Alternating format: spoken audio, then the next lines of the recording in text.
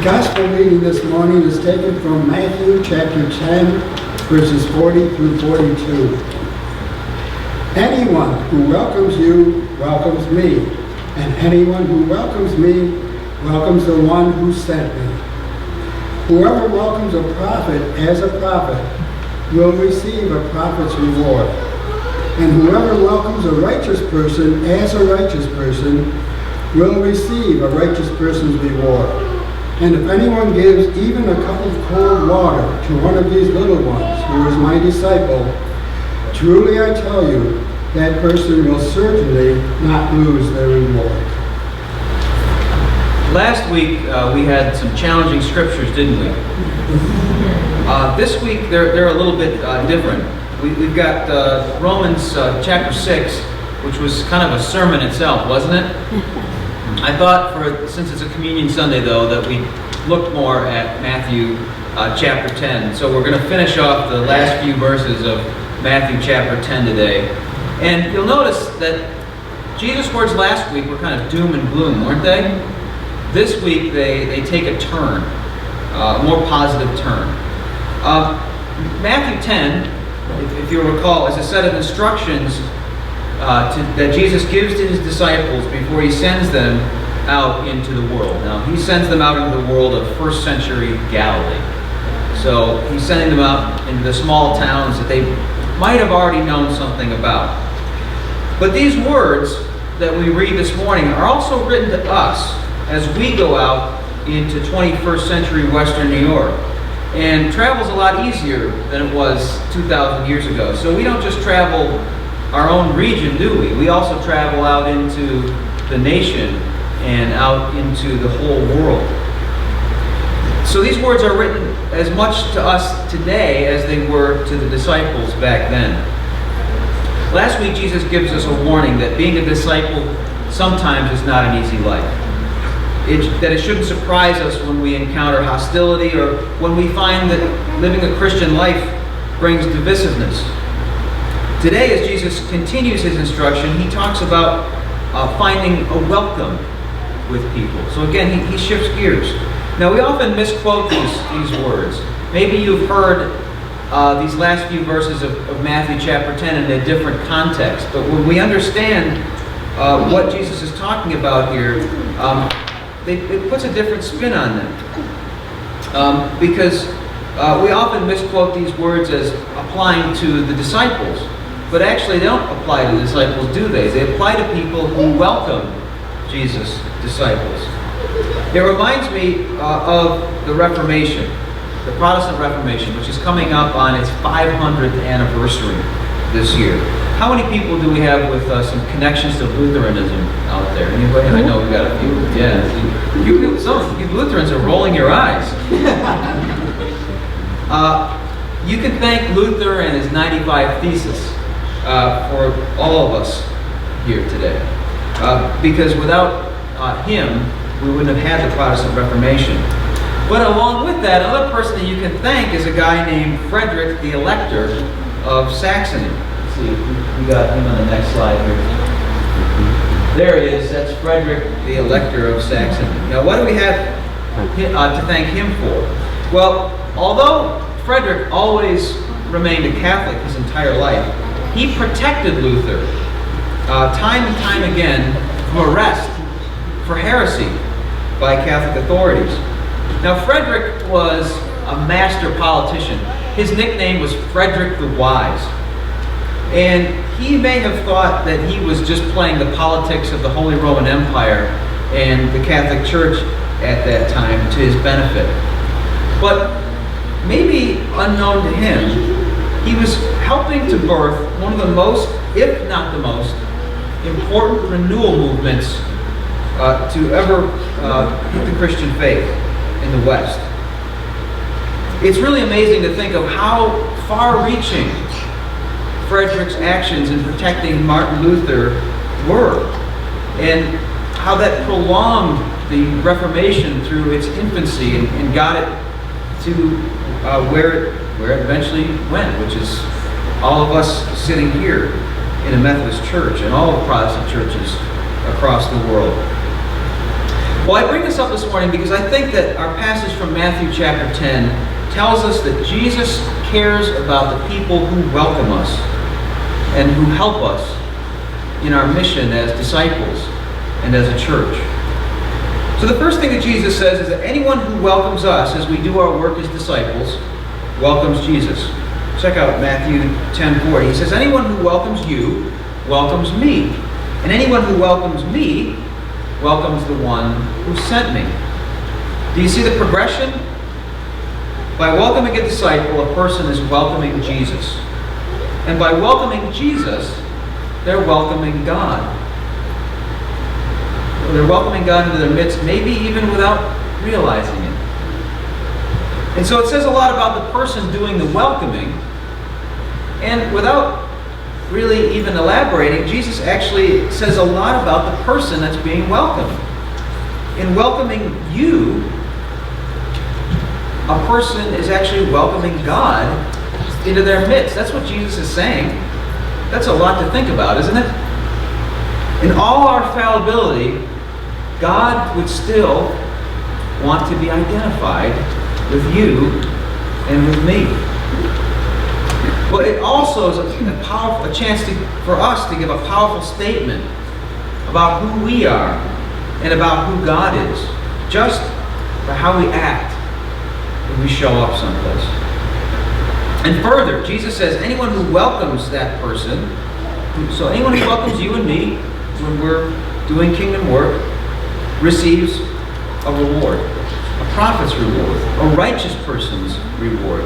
Look at Matthew 10, verses 41 and 42. Jesus says, whoever welcomes a prophet as a prophet will also receive a prophet's reward. And whoever welcomes a righteous person as a righteous person will receive a righteous person's reward.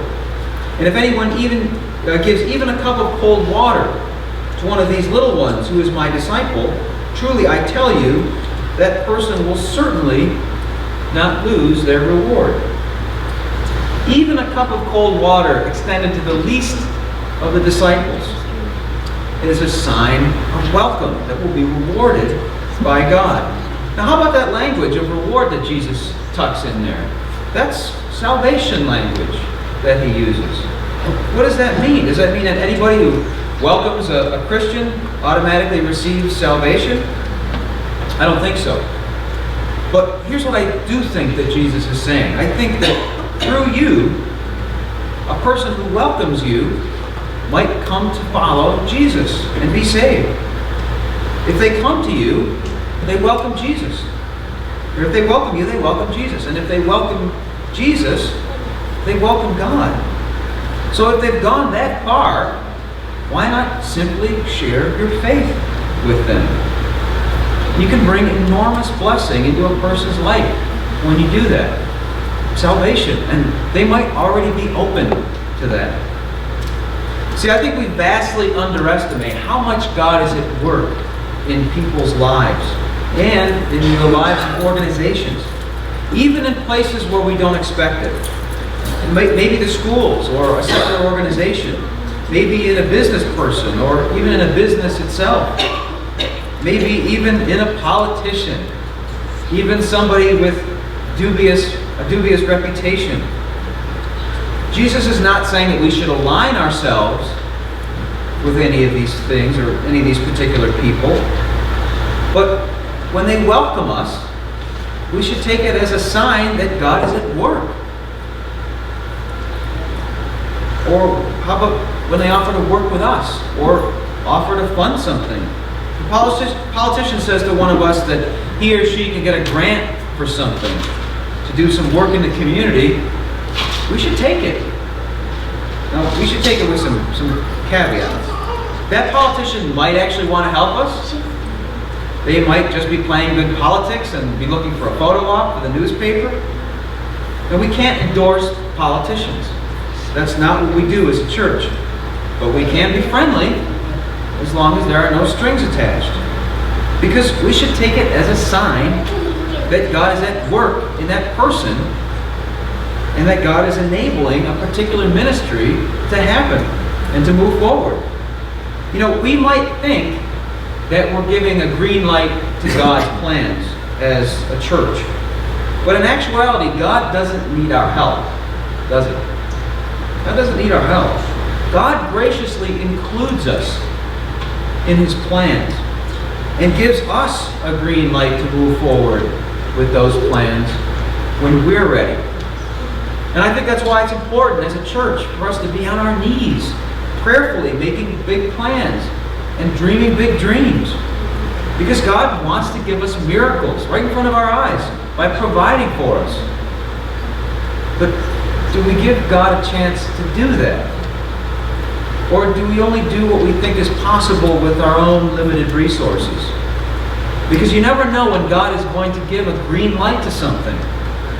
When God is going to green light those bigger plans that we've been praying about by providing a source of funding.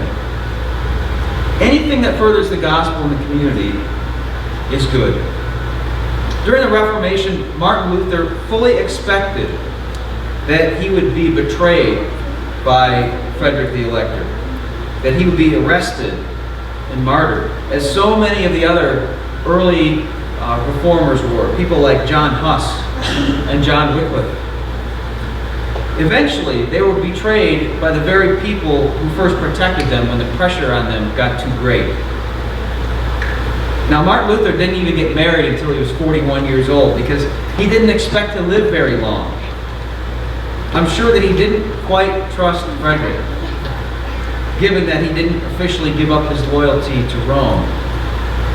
But in the process, Martin Luther used every opportunity that Frederick gave him, as much as he could. And it turns out that Frederick turned out to be a very good protector. He even kidnapped Martin Luther at one point in order to save his life. Now, we live in a country, as we think about our nation on July 4th coming up, we live in a country that gives us a great deal of freedom to share the gospel and to do kingdom work with people, all different kinds of people. It's unusual to live in a place that gives us such freedom to do this kind of work, to be able to bless so many people and to bring the gospel to them. We're so free, in fact, I think that we often just take it for granted, that we don't really engage in kingdom work. When so many Christians in other places in the world face very high adversity just for living their faith. But I think it's interesting that the more adversity they tend to face, the more work for the kingdom they actually tend to do. Maybe they understand the stakes better than we do. So here's what I want you to do. What I want you to do this summer is I want you to pray.